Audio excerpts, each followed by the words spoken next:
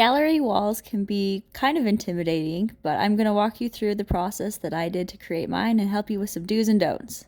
This is so exciting! So to start off with, I just opened Canva because it was on my phone and it was convenient, and put in some different shapes and played around with different layouts that I liked. I knew I wanted some big ones and some little ones, and so just played around with different shapes that I thought might work going up our stairs. And I decided to go with this one in the middle because I really liked having the big picture frames and then some little ones and then kind of an in-between size just to give some variety. And I thought that that would give me some room to move things around and change the layout if I needed to, but give some good variety. Next, I tried to figure out what exact sizes those would be so I could order the picture frames. And I started with a pretty standard 5x7. And when I was figuring this out, I figured that if I put a 1-inch gap, then the pictures side by side would be 11 inches. And then on top of each other, they would be 15 inches. So when I was figuring this, I planned to have the small ones be 5x7, the long skinny ones be 7x11, and then the biggest picture frames being 11x15, so that you could kind of stack them up and keep that pattern. Between trying to figure this out and then finding frames that actually fit this dimensions, I ended up spending way too much time on this part, and it didn't really even matter because the frames, when we got them, I didn't account for the frame size, so it didn't quite line up how I was thinking anyway. So if I was to do this again, I wouldn't focus so much on how big the frames are. I would focus more on getting sizes that are more standard and just laying out what I had, because after I worked so hard to get the picture frames the specific sizes, the prints aren't a standard size, and so I had to kind of make it work. Luckily, the mats that came with the frames kind of accounted for some, but you couldn't get a print that was the exact same size as what I was going for anyway. And even some of them, I ended up having to cut the pictures in half because I just use Walmart's prints, and they don't have a standard 7x11 print size. And so I got 14x11 and then just cut them in half. So it ended up working out, but it was kind of an extra step that I ultimately didn't need to take because I was trying to make them be so precise, and they didn't end up being that way anyway. The next step that we did was to get some of that brown craft paper, wrapping paper, and lay it out and trace all of our frames onto it so we could get the exact size of all the frames. Then we cut out all of the different sizes, and we used that as a template to hang up on our wall. And this step, it's kind of an extra step, but I think it's really important because it was really nice to be able to move these around and get the layout exactly what I wanted instead of having to move pictures themselves around. And so there's a lot less damage this way, and you could see how it would look all the way up the wall and get a better idea of exactly what it was going to look like without it having to be permanent yet. So this step took a long time, but I think it's a really important step just so that you can visualize exactly where you want things and how it's going to look and be able to play with it a little bit more and not have to commit super soon. For the spacing, just to make things a little bit easier, instead of the 1 inch, I decided to do it just the width of my level, just because it was easier. I was already holding the level up and it gave me a good kind of width. So I marked exactly where I was wanting. I used a laser level to kind of help get a general overview for the length, and then use just the handheld level to kind of fine tune and get things right where I wanted.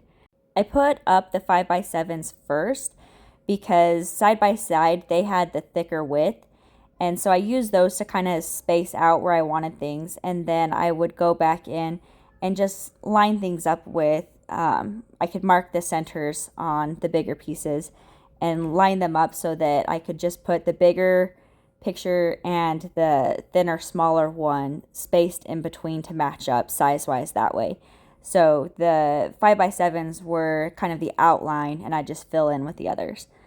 So once again, having it all up there, just when it's not permanent, made it a lot easier to see if I would like it and how we had it. So we let that sit for a couple days just to make sure that we liked it that way. And then we got to work on putting the pictures in the frames. And the kids loved helping with this part because they could go through and put all the different pictures that they liked and be able to be really involved. And I like doing projects like this because the kids enjoy it just as much as I do. When it came time to actually hang the pictures, I found this really cool product called Go Hang It, and it kind of just helps with general picture hanging, and it's got a lot of useful tools that we found were very helpful to hang pictures, especially in this circumstance where we wanted things to be really exact to be able to fit our layout and our patterns. So the tool has these little keys that I'll show you how they work. You put them up to help show where the holes are exactly, but it's also got a level and some different ways to hang, like if you have a picture that's on a string, so it has some different tools to help with that. But one of the things that I thought was kind of helpful is all of these tools in the back that it comes with are some different ways to hang pictures too. And these were nice because the picture frames that I had, some of them had nice hooks that were good on the back, kind of like what these are here. But these little picture frames, and I have a whole bunch of them, have these awful little tabs. I do not like hanging pictures up with these tabs because when you're trying to hang the picture up, it's like you have to have the hanger out just so far so that it can latch on, and it never stays up for me. And so I end up having to put like a little tool to help hold it out so that you can actually latch it on, especially when it's under the lip of the picture frame. So these were nice because you could add those on really easy and have it be a little bit easier to hang the picture up. So I mentioned it comes with these little keys, and they are magnetic, and the cool thing about them is it's got this little part that sticks out and has kind of a point on it, and you can put it right where the latch is on your picture frame, and then you can take the picture frame and line it up exactly where you want it to be, and then you just softly push against the frame. And when you do that, because it's got that part that sticks out and has kind of the point on it, it leaves a little mark exactly where you need to put a nail or a hook to be able to hang your picture right where you want it. So it's kind of nice. Another thing that I found that was very helpful with this is a lot of the time when you get a picture hanging kit, it comes with these hooks. And I don't love them for something that needs to be precise because the hook where it hooks onto the picture frame isn't right where you'll be putting the nail. So I got these that are more like a heavy duty push pin. And they were really nice because it just is pretty straightforward.